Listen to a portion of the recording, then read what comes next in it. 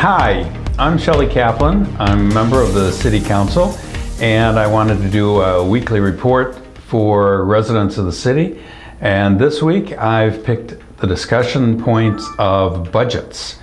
Always a major issue and major concern, since it's finances to a large degree that drive the city, both in terms of revenue and expense. The first thing to know about budgets is that I think many people believe that a budget is a document that spells out exactly how you're going to spend your money in a given year and exactly what revenues you're going to receive. But in fact, a budget is a planning document.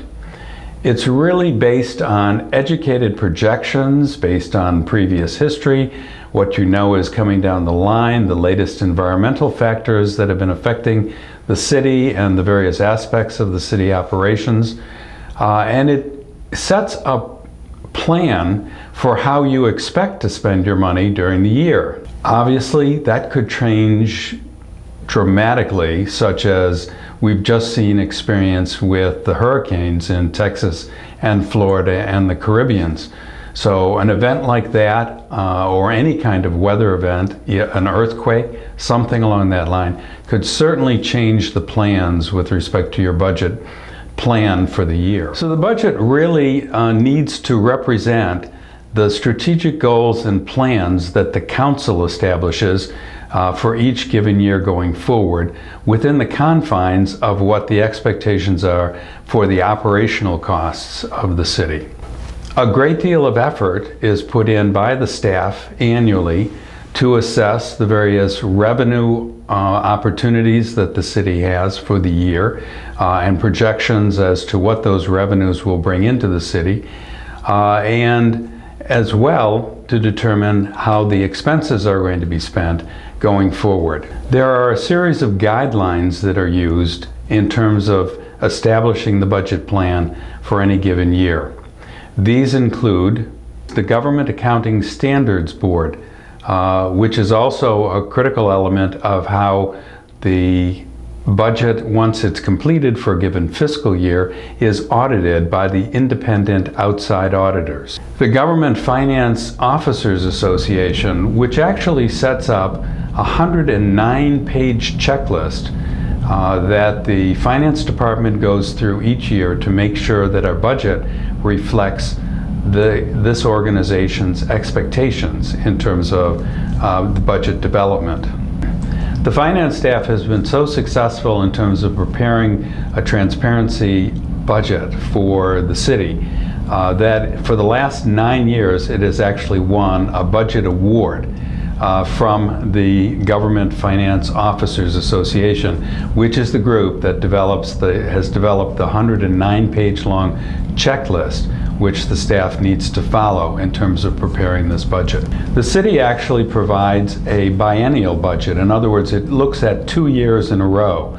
So we're always looking an extra year out to make sure that we're planning as far ahead as we can in terms of understanding what our revenue and expenses are going to be and making sure that our budget is reflective of the strategic goals of the council. From a revenue side of the budget, we do receive revenues from a number of taxes. These taxes include property tax, and I need to point out that because we're a post-Prop 13 city, we don't receive the same level of property tax as cities that were incorporated before 1978. So in reality, from a property tax perspective, we actually only receive 16 cents on the dollar of the property tax that the residents pay for their houses, homes, and properties in the city.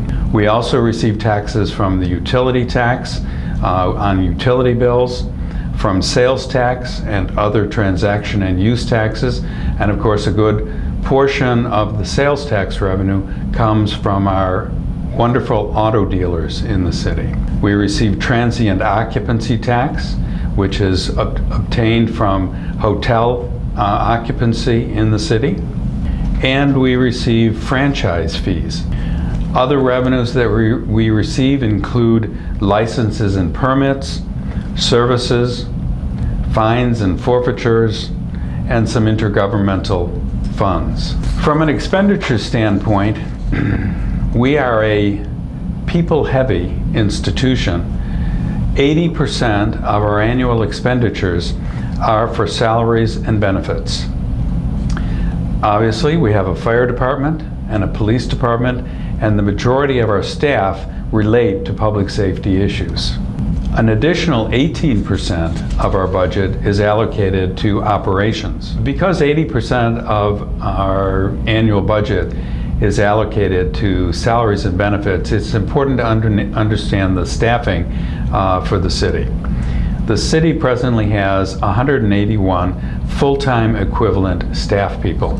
Now, when we say full-time equivalent, there may be some part-time people in there, but if you aggregate them into a full-time position, that's what we call a full-time equivalent. So there's 181 full-time equivalent staff for the city. Of the 181, 176 are actually real full-time staff, and 17 are part-time staff. Of the 181, 76 of those staff are for the police department, with 51 of them being sworn officers. 40 of our full-time staff are fire department staff, and 37 of them are sworn officers. And the remaining 60 city staff are primarily office staff in City Hall and the Public Works Department. Our fiscal year runs from July 1st to June 30th. So we have closed out the fiscal year for 2016-2017, and it has been audited.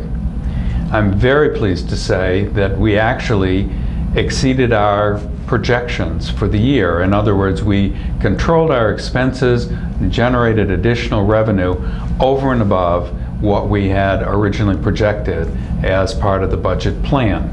For fiscal year 17-18, we are expecting for the general funds portion of the budget to spend just under $43 million.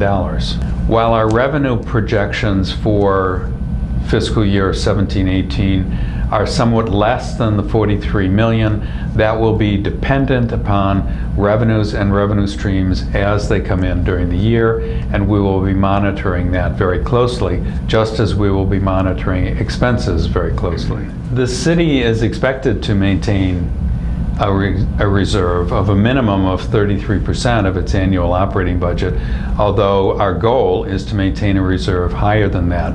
The reserve funds are used in case of an emergency or in a cash flow situation where revenue streams don't come in on time, or since if there is an emergency, it generates additional expenses faster or at a higher level than were originally projected.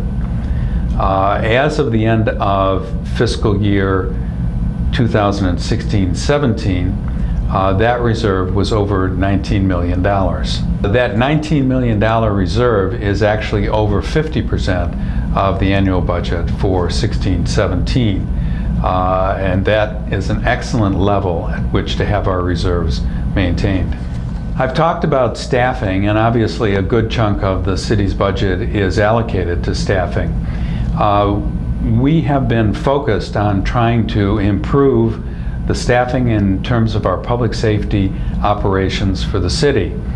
And over the last year and a half, including the new SAFER grant, which has just been approved for the fire department, we have added 10 new positions to the fire department to try to build the staff back up to a level that we think is more appropriate in terms of being able to provide adequate protection in the city.